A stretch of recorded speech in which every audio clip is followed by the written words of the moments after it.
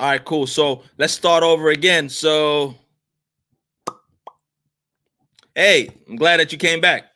There you are. Yeah, I accidentally hit cancel. But anyway, so now also a weakness in one category is also can be used as a strength in another category. Sorry about that.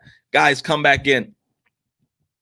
So a weakness might be you're new to the market, right? A weakness might be you're new to the market.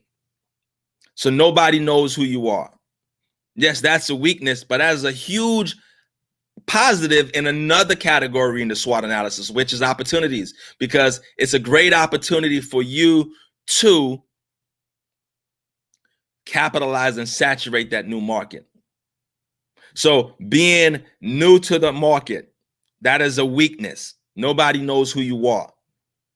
However, it is a huge opportunity for those who want to saturate a new market.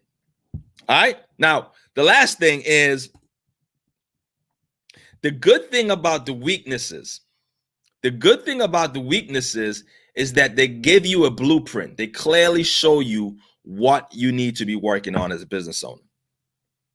That is a positive. Once you do your SWOT analysis, the weaknesses clearly show. Don't concentrate on the strengths.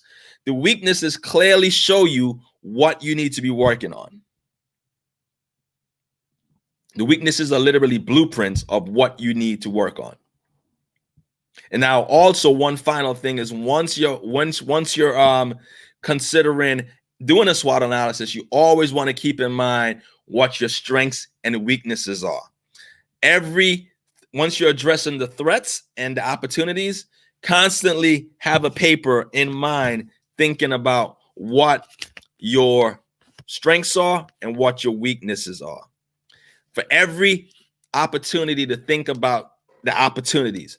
Before you go in to start thinking about your threats, you always want to keep in mind your strengths and your weaknesses.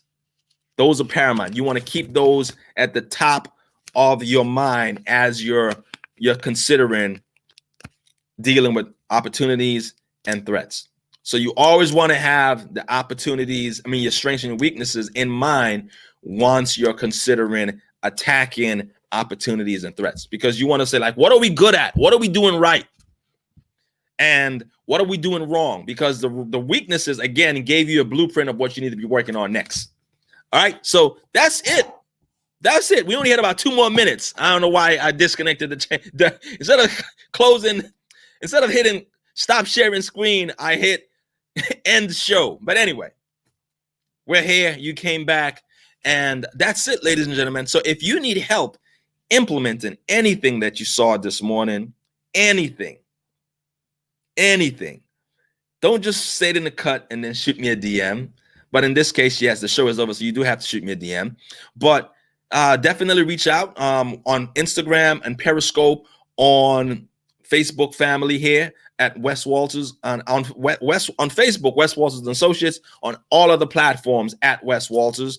Just shoot me a DM and we will be able to assist you with those things. Yeah, Miss KJ Beauty Supply. Instead of hitting end share screen, I hit I hit end broadcast. My bad. But I only had about 2 more minutes left. So again, keep those 6 things in mind when you are considering implementing or creating a SWOT analysis. Have your employees input, and also, realizing that a strength in one category could be a weakness in another category.